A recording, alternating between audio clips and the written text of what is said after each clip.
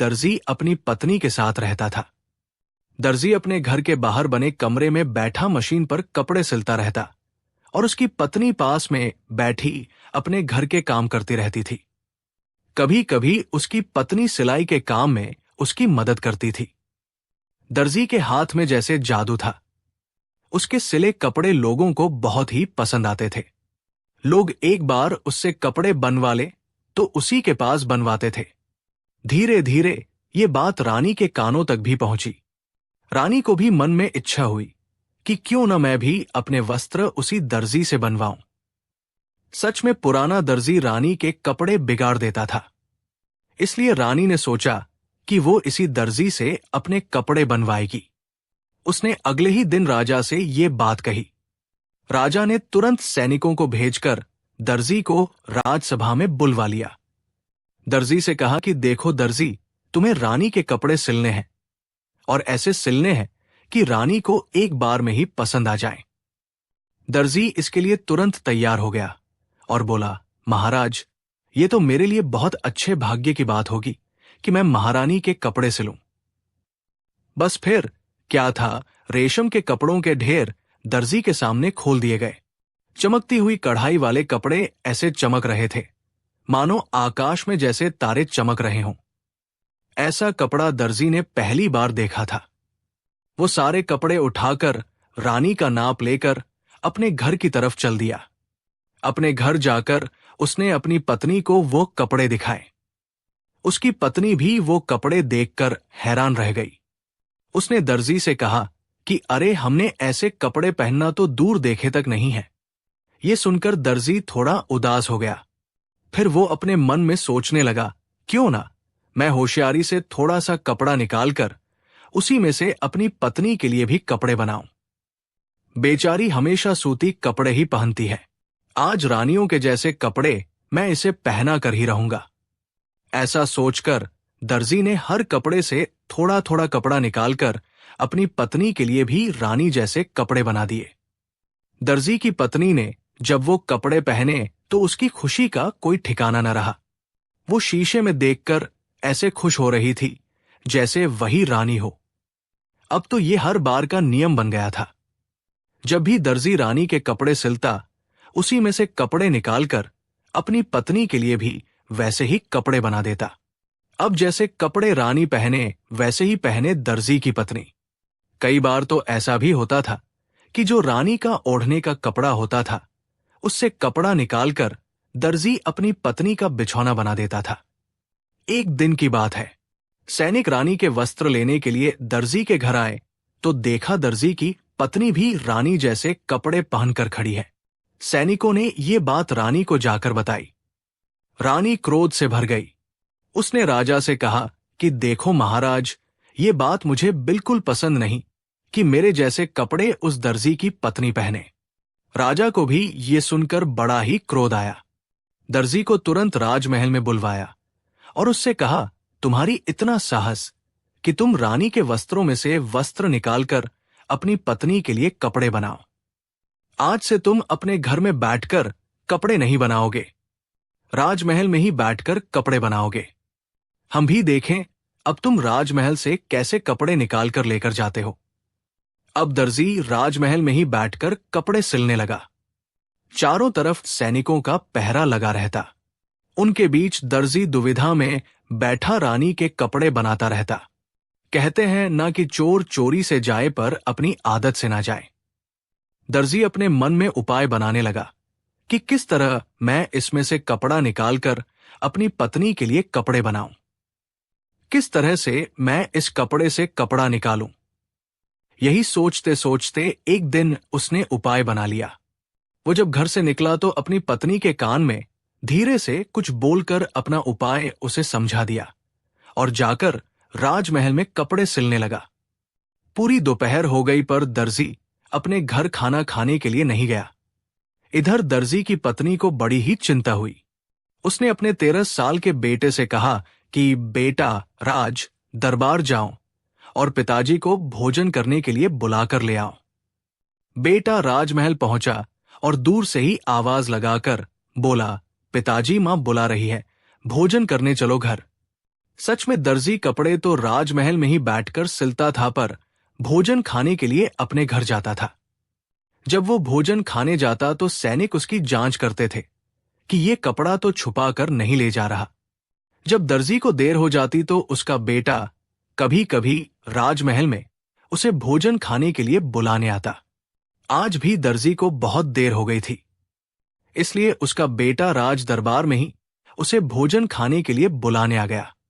जैसे ही बेटे ने पिताजी से कहा कि पिताजी, मां बुला रही है, चलो घर भोजन खा लो, तो दर्जी ने वहीं से बैठे बैठे पूछा कि अच्छा ये तो बता क्या बनाया है तेरी माँ ने। लड़का गर्दन नीचे करके बोला, पिताजी आज तो माँ ने कढ़ी बनाई है, रोटी है, साथ में चावल भी है। ये सुनकर दर्जी जैसे क्रोध से भड़क गया। दर्जी ने अपने पैर से अपनी जूती निकाली और जोर से अपने बेटे को दूर से ही देकर मारी। लड़के को जूती बड़े जोर से लगी। सैनिक खड़े ये दृश्य देख रहे थे कि आखिर दर्जी को कढ़ी से इतनी चिढ़ क्यों है कि कढ़ी का नाम सुनते ही पैर से जूती निकालकर अपने बेटे को दे मारी। इधर बेटा पिता की जूती उठाकर अपने घर की तरफ भाग लिया। अब दर्जी ने क्रोध से दूसरी जूती भी उठाकर अपने बेटे को मारी। बेटे ने दूसरी जूती भी बगल में दबाई और भाग लिया। पीछे से दर्जी भी बड़बड़ाता हुआ अपने घर की तरफ चल दिया। ये सब इतनी जल्दी हुआ कि सैनिक कुछ समझ ही ना पाए। सैनिकों ने जाते समय दर्जी की जांच की तो उसके पास कुछ नहीं मिला। दर्जी अपने घर चला गया। सच में ये दर्जी की चाल थी।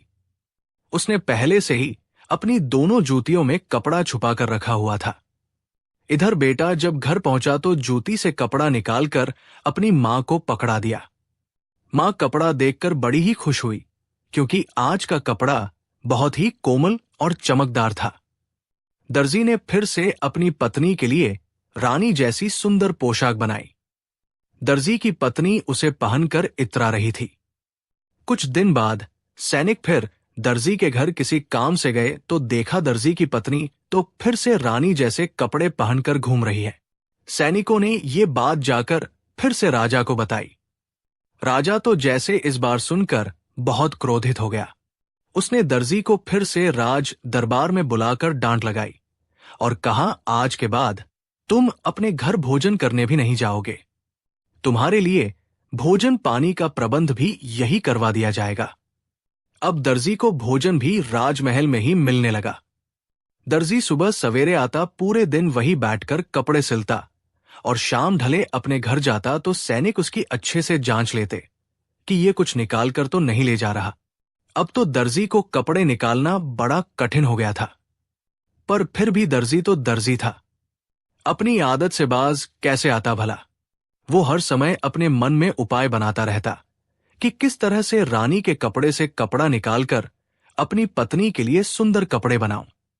तभी दर्जी को जैसे कुछ याद आया। उसकी पत्नी ने घर में एक सुंदर सी छोटी सी चिड़िया पाली हुई थी, जो उसकी पत्नी से बहुत लगाव रखती थी। जब दर्जी मशीन पर बैठकर कपड़े सिलता तो वो दर्जी के पास आकर ची ची करने लगती। दर्जी उसे चुप कराने के लिए उसकी चोंच में कपड़े का टुकड़ा पकड़ा देता। चिड़िया उड़कर वो कपड़ा दर्जी की पत्नी के पास ले जाती और उसके हाथ में थमा देती। ये चिड़िया का प्रिय खेल बन चुका था। दर्जी को जब ये सारी बात याद आई तो उसने आकर अपनी पत्नी से बात की। पत्नी ने चिड़िया के कान में कुछ कहा। सच में चिड़िया दर्जी की पत्नी का हर संकेत समझती थी। अगले ही दिन जब दर्जी राज दरबार में कपड़े सिल रहा था, तभी वो छोटी सी चिड़िया ची करके खिड़की में आकर बैठ गई। दर्जी ने सैनिकों की नजर बचाकर चिड़िया के चोंच में छोटा सा कपड़े का टुकड़ा पकड़ा दिया। चिड़िया वो कपड़ा लेकर उड़ गई और सीधी दर्जी की पत्नी के पास पहुंची। दर्जी की पत्नी ने उसकी चोंच से कपड़ा निकाल लिया और फिर से राजमहल की तरफ उड़ा दिया। चिड़िया फिर से राज दरबार की खिड़की में आकर बैठ गई, जहां पर दर्जी कपड़े सिल रहा था। दर्जी ने फिर से सैनिकों की नजर बचाकर कपड़े का एक छोटा सा टुकड़ा चिड़िया की चोंच में पकड़ा दिया। अब तो ये रोज का काम बन गया था। चिड़िया कपड़ा लेकर दर्जी की पत्नी के पास आ जाती। इस तरह चिड़िया ने काफी सारा कपड़ा दर्जी के घर में इकट्ठा कर दिया था। इतना कपड़ा कि एक पूरा जोड़ा आराम से बन जाए। दर्जी ने फिर अपनी पत्नी के लिए रानी के जैसी सुंदर पोशाक बना दी। दर्जी की पत्नी सारे घर में इतरा कर घूम रही थी। वो कपड़े पहनकर इधर रानी ने भी जब कपड़े पहनकर राजा को दिखाई तो राजा बड़ा ही खुश हुआ। पर उसके मन में एक ताना सूझा। वो सीधा दर्जी के पास गया और ताने भरे स्वर में बोला, तो बताओ दर्जी, क्या तुम्हारी पत्नी अब भी रानी जैसे कपड़े पहनती है? दर्जी मुस्कुराकर चुप हो गया, बोला कुछ नहीं। अब राजा के मन में कुछ शंका हो गई कि दर्जी मुस्कुराकर चुप क्यों हो गया, जवाब क्यों नहीं दिया। दर्जी की वो मुस्कुराहट राजा के सीने में सुई की तरह चुभ रही थी। उसके मन में कुछ शंका हुई। उसने सैनिकों को तुरंत दर्जी के घर में जांच के लिए भेजा। सैनिक जब दर्जी के घर पहुंचे तो क्या देखते हैं, दर्जी की पत्नी तो बिल्कुल वैसे ही कपड़े पहनकर घूम रही थी जैसे कि आज रानी ने पहने हुए थे। अब सैनिक दौड़कर राजा के पास गए और सारी सच्चाई राजा को बताई। राजा ये सुनकर सोच में पड़ गया कि ये दर्जी भी आखिर क्या भला है, इतने पहरे से भी कपड़ा निकाल कर ले गया और किसी को कानो कान खबर नहीं हुई। अब राजा सिर पकड़कर रह गया। आखिर राजा दर्जी को सजा दे भी तो किस आधार पर दे, क्योंकि ना तो कोई देखने वाला और ना ही कोई प्रमाण दर्जी ने छोड़े थे। अचानक राजा मुस्कुरा उठा। राजा के मुंह से निकला, वारे दर्जी, एक तो दर्जी की जाति और एक सुनार की जाति दोनों ही कमाल के चोर हैं। सुनार कब नथनी से सोना निकाल ले और दर्जी कब कपड़ा निकाल ले, इनका पता नहीं चलता, चाहे लाख पहरे बैठा लो। राजा भी दर्जी के सामने हार मान गया और दर्जी से पूछ बैठा, भाई तुम अपनी हरकतों से मानोगे कि नहीं मानोगे? जैसा कपड़ा रानी पहनती है वैसा ही तुम्हारी पत्नी पहनती है, ऐसा कैसे हो गया? हमने तो इतने पहरे बिठाए थे तुम पर। दर्जी बोला, महाराज हम दर्जी हैं, हमें हल्के में ना लो। हमारे ऊपर बड़े बुजुर्गों ने ये कहावत ऐसी नहीं बनाई कि जैसा रानी का ओढ़ना वैसा दर्जी की पत्नी का बिछौना। ये सुनकर राजा जोर से ठहाका मारकर हंस पड़ा।